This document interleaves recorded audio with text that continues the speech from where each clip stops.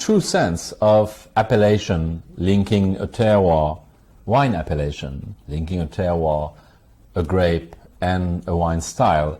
I think South Africa is evolving toward a more classic way of looking at its wine. The most recent advancement or exploration has been Stellenbosch Cabernet Sauvignon, which to my taste can compete easily with some of the left bank in Bordeaux or some of the best Californian when it comes to pure Cabernet or mostly Cabernet blend.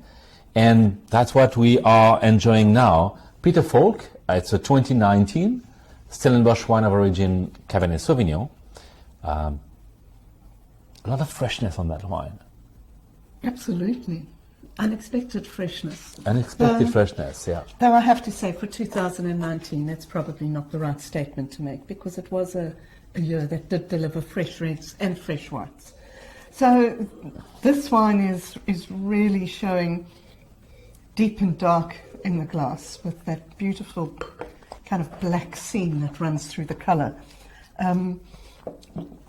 The nose is actually very pure fruited. It's lovely, nice, clean fruit. It's pretty intense, and there is quite a lot of underlying cassis and oak spice on the nose. In terms of sometimes South Africans' cabs are criticised for having a little bit of a green edge or maybe a tomato leaf edge. Almost Cabernet Franc-like, yeah. Almost Cabernet Franc-like, and I'm not getting this here. So the wine has achieved really nice ripeness. And then the fruit carries through onto the palate. It's really doing its job as a cab. It's big, it's bold, it's you're getting a good tannin backbone from the actual grape itself.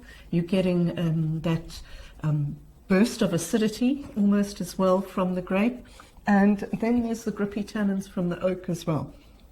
I think it's extremely well made in the sense that it delivers a textbook Cabernet Franc, this Peter Falke 2019 from Stellenbosch, Cabernet Sauvignon. So it is for me this textbook Cabernet Sauvignon that Stellenbosch can deliver.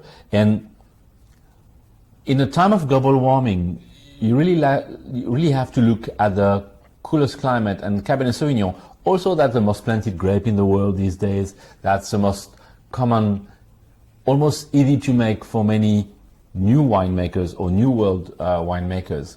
Achieving a level of elegance and balance on Cabernet Sauvignon is more tricky than what people believe, and you need, at the same time, if you too warm climate, your wine will taste flabby, will have Cabernet Sauvignon is a cross of Cabernet Franc and Sauvignon Blanc, and somehow it's been made or crossed at that time to bring more freshness to the wine in a warmer climate that was the Medoc. Therefore, you end up here with a grippiness which is fresh, with a good acidity, but not coming from unripeness.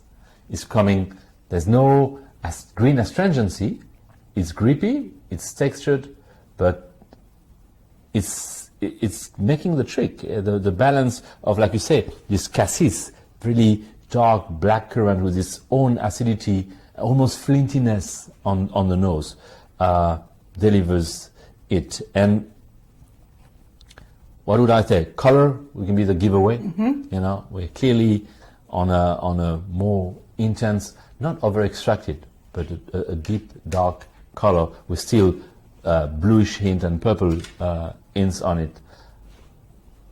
It's 6.5 grams of acidity. When you look at the analysis, you can feel the freshness. And yes, we are on the slopes of the Heidelberg. It's a vintage that delivered more fresh wine. But once again, you will not have this eucalyptus mintiness here.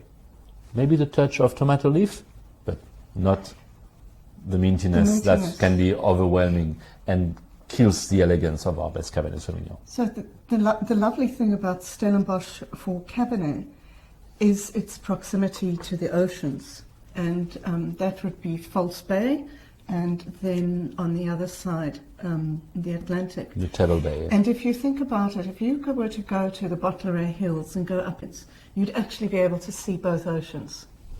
And the beauty almost about South Africa's winelands is that the Western Cape is quite a narrow portion, and so we get the influence of oceans from both sides because our wine growing areas are condensed into an area that is much narrower than Australia and then Chile and then Argentina in terms of the southern hemisphere. So we do have this wonderful influence of the breezes, and also from False Bay to the top of Helderberg Mountain is less than 10 kilometers. So our topography plays into our hand because we increase so very quickly like that. And so the mountains and proximity to the ocean create a really special kind of, I don't want to use the word vortex, but they really influence the breezes that can impact on these vineyards and keep them cool during the day, whether they're mountain breezes or sea breezes. Keep them cool and healthy, because this is a very clean fruit. I said warm, yes, and healthy, Yeah. yes. Yeah. So super, it's Yeah. tasting really nicely.